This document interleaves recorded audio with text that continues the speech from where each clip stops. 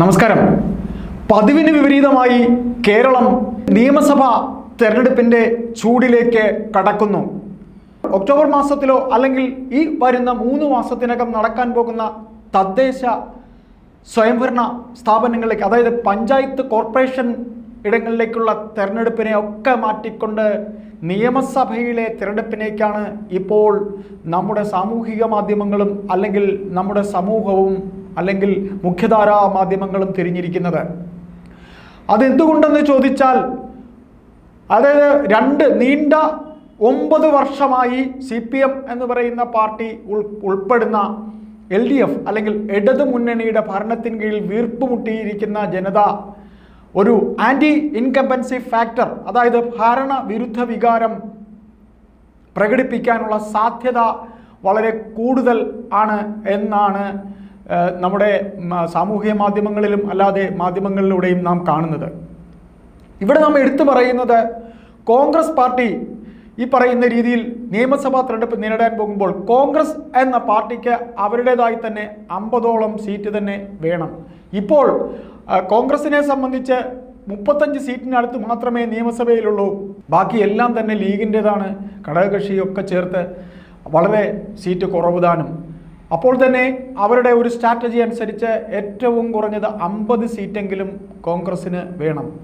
സുനിൽ കരകോലു എന്ന ഒരു ഈ പറയുന്ന ഇലക്ഷൻ സ്ട്രാറ്റജിക്കായി കർണാടകത്തിൽ കോൺഗ്രസ് ജയിച്ചു കയറുന്നതിന് വേണ്ടി അവർ തിരഞ്ഞെടുത്തിരുന്ന ഒരു വ്യക്തിയാണ് സുനിൽ കനകോലു. അദ്ദേഹമാണ് ഇലക്ഷൻ എങ്ങനെ ഇവർക്ക് കർണാടകത്തിൽ കിട്ടിയതുപോലെ കോൺഗ്രസ്സിന് കേരളത്തിൽ കിട്ടണം എന്നുള്ള ഒരു പുതിയ ഐഡിയകളുമായി വന്നത്. എന്നാൽ ഇപ്പോൾ അദ്ദേഹത്തിൻ്റെ കണ്ടെത്തലുകളെ ഒക്കെ തന്നെ വകഞ്ഞു മാറ്റിക്കൊണ്ട് VD സതീശൻ അദ്ദേഹത്തിൻ്റെതായ ചില കണ്ടെത്തലുകൾ നടത്തിയിരിക്കുന്നു. ഇപ്പോഴത്തെ ഒരു അവസ്ഥയിൽ കോൺഗ്രസിനകത്ത് ഗ്രൂപ്പ് പോര് മുമ്പത്തെ പോലെ തന്നെ വീണ്ടും കൂടാനിടയുണ്ട്. പക്ഷേ ഗ്രൂപ്പ് പോരില്ലെങ്കിൽ കോൺഗ്രസ് ഇല്ല, ഉപ്പില്ലാത്ത കഞ്ഞി പോലെയാണ്.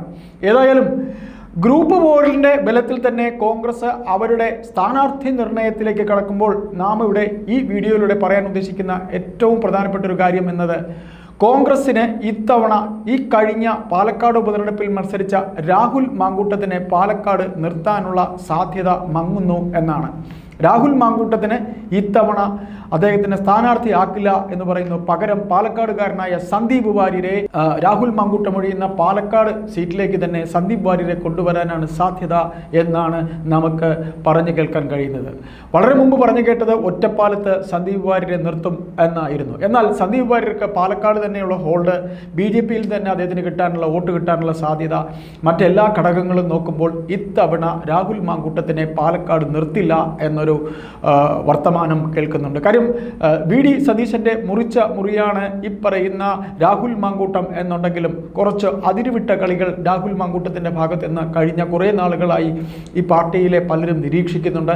ആയതുകൊണ്ട് തന്നെ സമൂഹത്തിന് ആ യുവ നേതാവിനോട് മുഖ്യധാര മാധ്യമങ്ങൾ, അതായത് ഡിബേറ്റുകളിൽ കൂടെ പങ്കെടുത്ത് ഡിബേറ്റുകളിൽ സംസാരിക്കാനിരുന്ന് ജനശ്രദ്ധ നേടി അങ്ങനെ ചാനലുകൾ സീറ്റ് വാങ്ങിക്കൊടുത്ത രാഹുൽ മാങ്കൂട്ടം ചാനലുകളുടെ വെറുപ്പ്, മുഖ്യധാര മാധ്യമങ്ങളുടെ വെറുപ്പ് തന്നെ വാങ്ങുന്ന രീതിയിലേക്ക് കാര്യങ്ങൾ പോകുന്നു എന്നുള്ളത് കോൺഗ്രസിനകത്ത് പൂച്ചം പറയുന്നുണ്ട്. അതായത് വളരെ സൈലൻ്റായി പറയുന്നുണ്ട്.